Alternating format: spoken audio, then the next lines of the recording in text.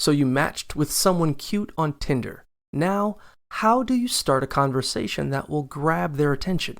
Using a funny pickup line is a great way to break the ice and set yourself up for success.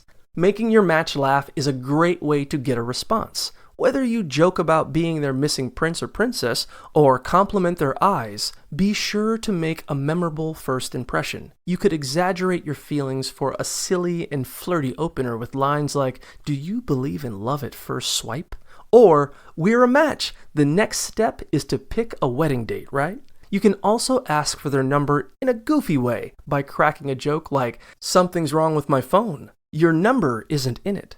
Or, "I seem to have lost my phone number. Can I have yours?" The getting to know you part of dating and matching on apps is widely agreed to be the most awkward stage of a relationship. So don't be afraid to break the ice by making fun of icebreakers and pickup lines themselves. Most of all, focus on having fun and conveying your interest in getting to know your new match. Give one of these lines a try and see where the conversation takes you.